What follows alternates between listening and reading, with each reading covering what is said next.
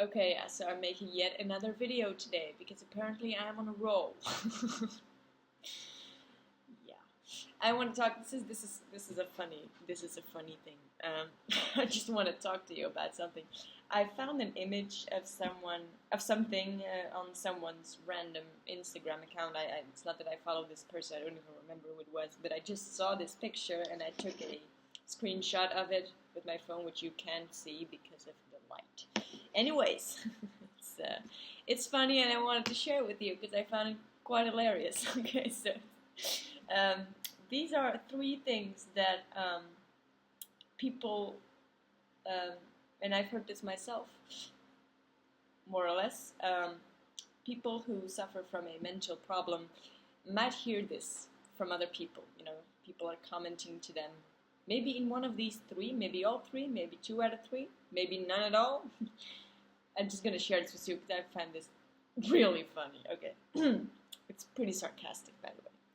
So if someone would say to you, "You're obsessed with your mental illness," there's a little response there from the person who says, "I know, right? It's almost like it impacts every part of my life." Wait, that's not it. Then they'll say, "It's all in your head."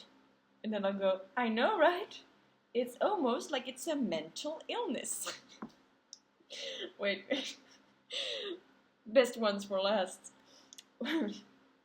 Why do you let it affect you and stop you from being able to do things?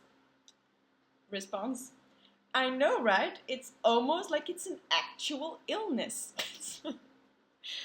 Maybe I'm just the only one who finds that funny, but I really find it funny because it's really sarcastic, which I obviously like.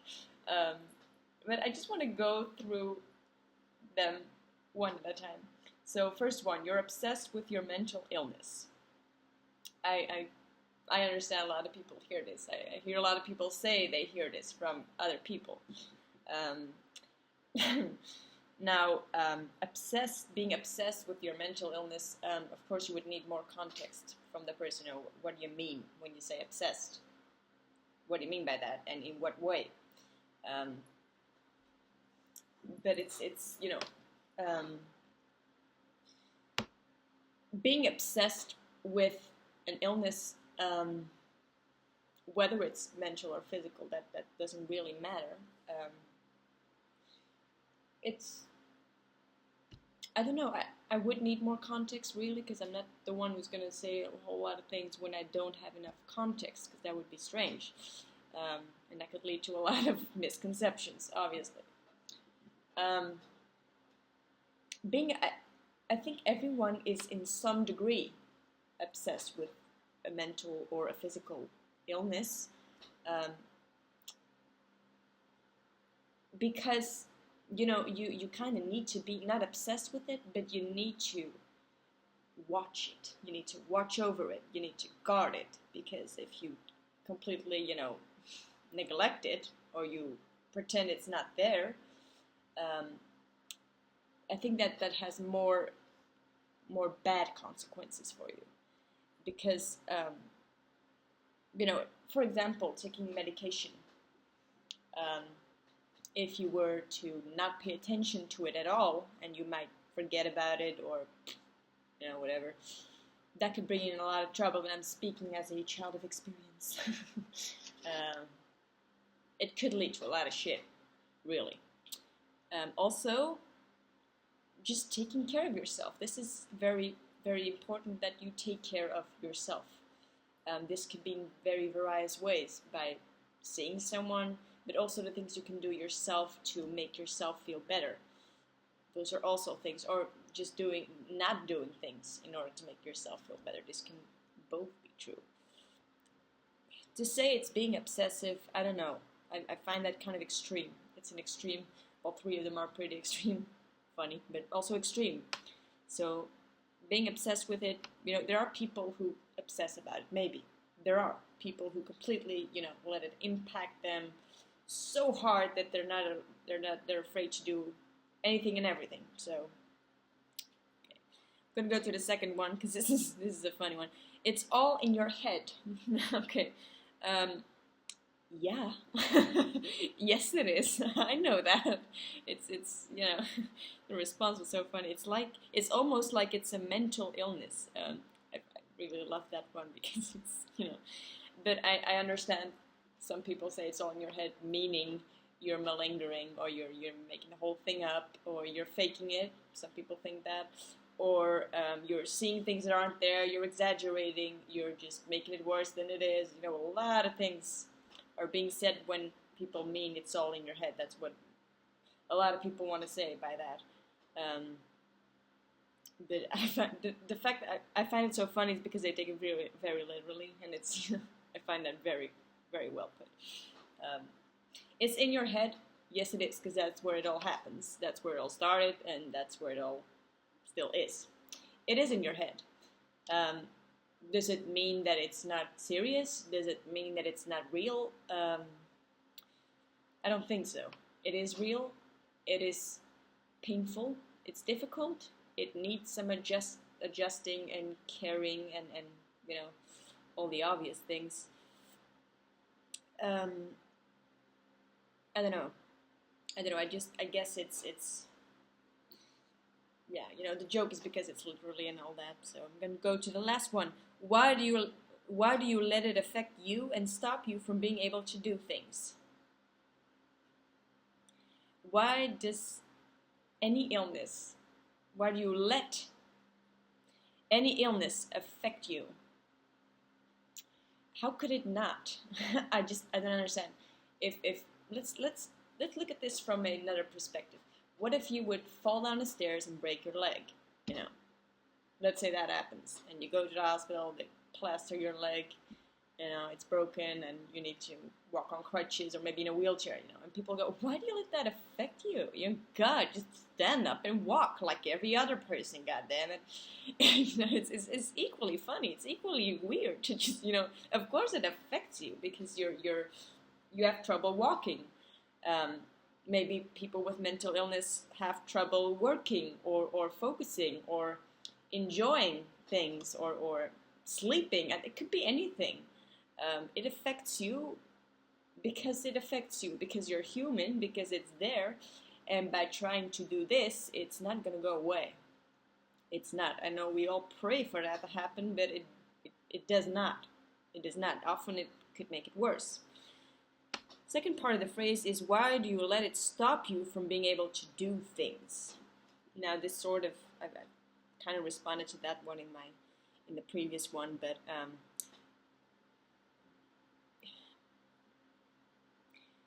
sometimes there are people who don't dare to take a risk anymore. Let's say go on a trip somewhere or starting something new, like a job or studies or a course or whatever. They're afraid to do things because they're afraid it might trigger something, or they might get unwell, or they might, they're afraid they can't do it because of the illness or because they're just scared. So that is true. It's sometimes, it can stop people from being able to do things. But being able to do things is also different, I feel, because being able to is different than having the guts to try something or have a desire to do things. Let's say you want to go on a trip abroad. Let's say it doesn't even have to be abroad, but let's just say you want to go on a trip, but you're not able to because I don't know, because you get a panic attack if you have to go outside, or you have a panic attack if just thinking you have to go on a plane and it will take you several hours, and it's really make you just choke up and you get so scared and upset that you feel you're not able to. That is serious. Okay, does that mean you should not do any of those things because you feel you're not able to? No. You can, there are ways to try and to just try it and to see what the alternatives are, to make sure you have a plan if something doesn't go right or whatever. You can have therapy for it, and there are many things you can do. But if you're not able to, not that you're not willing to be able, but if you're not able to, I mean, you know, I let's just say I want to be a Nobel Prize winner for something in mathematics or physics or chemistry, you know. I may want that, and I may, you know, but I first of all, I suck at any of those things. I suck at math, I suck at physics, and I sure as hell suck at chemistry, so that's really not an option. But let's just say, for the sake of conversation, that I would want it. I'm not able to do it because, one, I suck at it, okay? And two, maybe, and this is where the mental illness gets involved, maybe I'm not able to do it because I take certain medication that makes me very tired. I cannot focus very well for a very long time, or I just, you know, I'm too sedated, or whatever. It's that makes me not able to do it. These are just examples here, okay? The last response to this, I really love that one. I know, right? It's almost like it's an actual illness. This is actually very, you know, this is very well put, because a lot of people still think that a mental illness is not a real illness, and this, you know, it's all in your head, you're obsessed, blah, blah, blah. This is because of those kind of comments that people would think, you know, it's not a real illness, you know, it's not a real illness, you just don't want to, you just do this, and you don't have the willpower and the guts to go for it, you're just afraid, you're lazy, you're looking for the easy way out. There are a lot of things being said about a lot of people from a lot of people. But it is a problem, okay? It is a problem. People have problems. That's just the way it is. Is it therefore an illness? It doesn't have to be an illness. People can have just problems or symptoms or whatever. Complaints, doesn't matter. But it does exist. It is a problem. And yes, it affects people's lives. Emotionally, socially, financially, in any kind of way. Professionally, just in very, very different ways. It does affect your life. It's not the same for everyone. It's not the same for every problem. It's not the same for every people with the same problem even. It's just completely personal. Like this whole thing is, by the way. But take it seriously, and please don't let yourself get influenced by people saying it's not a real illness, or you're just being over dramatic, or you're just whatever. Try to not let it influence you, because it's, you know, if you're gonna deny the whole thing yourself, you're just joining people who have a really bad idea of it, and you're not helping yourself. You're not helping yourself. You are putting yourself down for something that you did not choose for. You are being self-destructive. I feel it is being kind of self-destructive if you're, you know, not taking it seriously. And I'm not saying that you should let it, you know, dominate you or your life or whatever. It should not. It is an aspect of your life, yes. It affects many other aspects of your life, yes. But it is not your life.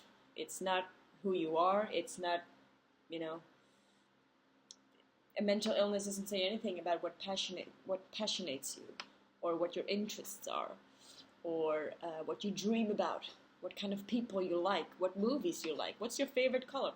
Illness has nothing to do with those kinds of things. And all those things that I just mentioned, and many others, are just as important. They're just as important, because those are the things that make us thrive, that make us feel alive, makes us want to be alive, are the positive things that are very unique and that make you, you. So don't forget that. Don't let it, you know, become you, or think that you have, you know, you cannot do this and that, even though, or you cannot dream about anything anymore, or this is going to be your life for the rest of your life. When it comes to mental illness, I feel that you should, there are two words that I feel it's best if you don't use them, because I feel they're destructive. That's never and forever. So both extremes, actually. I hear people say a lot of times, I will never be able to bum, bum, bum, bum, and I will always have bum, bum, bum, bum, bum. This is, you can't know that. There can be changes. They can be very little, they can be very big and obvious, but they can also be very small. You know, when I look at myself now, today, um, let's just say roughly 10 years ago, I was 15, becoming 16, because I'm becoming 26 in July. I would never thought that I would be able to live on my own with my cat, to be, you know, independent and to follow a course and succeed in it. You know, I successfully finished it. I'm trying to look for some form of job with it. I have ideals, I have dreams, I want things, and you know, that's really, I would have never thought that I would be able to. Okay, I've had dreams, of course, you know, but they kind of died.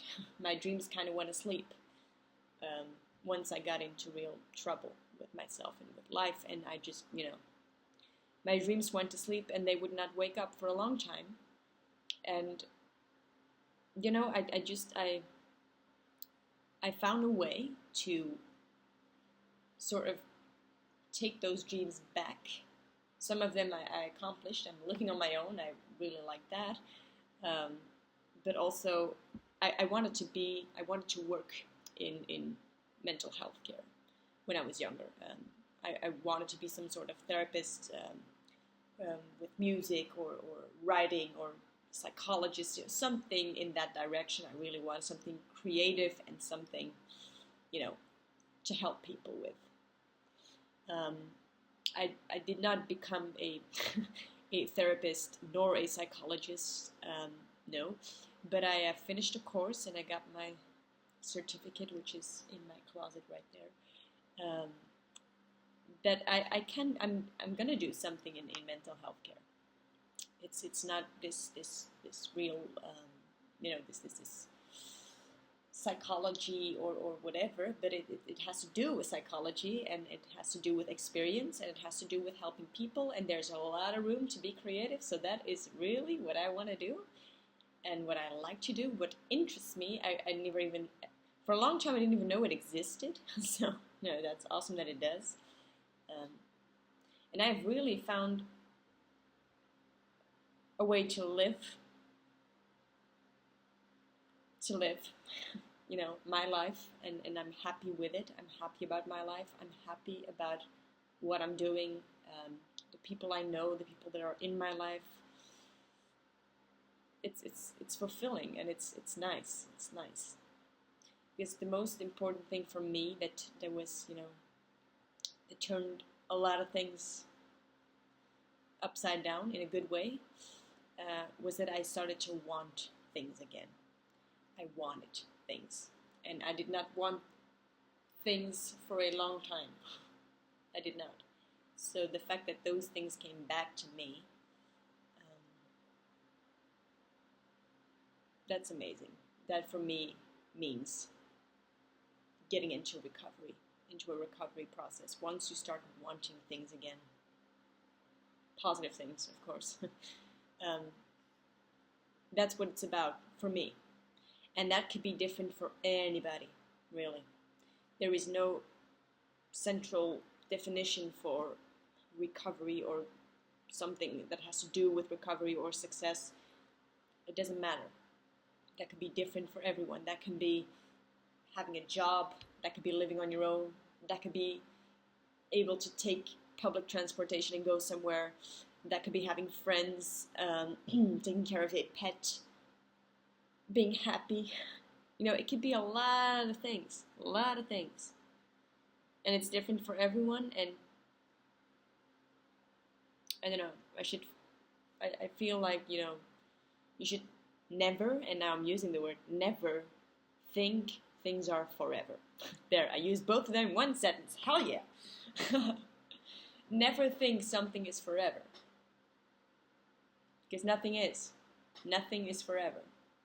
Some things might still be there, you know, but right now, you cannot today, you cannot decide if this is forever.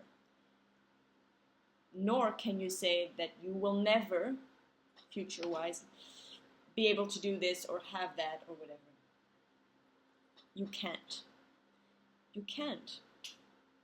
I know it makes it maybe easier for some people. I know this may sound strange, but I do think, I have a theory that people feel safe to talk in terms of forever and never, because that gives them no space to doubt or to worry whether or not there's going to be change, because change is, it's scary. People find change difficult and scary.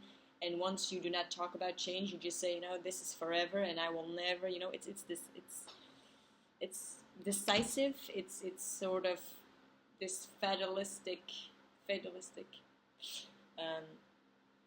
don't know, like it's, I don't know, like it's, like it's done, it's finished, it's meant to be like that, or to never be like that again. And it gives people a certain feeling of security, I think. I do not know this, I'm not a professional, I really don't know, but this is just a hypothesis. That's why people talk about things in terms of never and forever and all that. That's why. Okay, so I've been babbling and rambling and all the time for a long time now. It's been 22 minutes almost, okay? 21 and 40 seconds, that's okay. God. Okay, so that's it for me now. I promise I will not make another video today. Yeah. Okay, have a good one. Bye.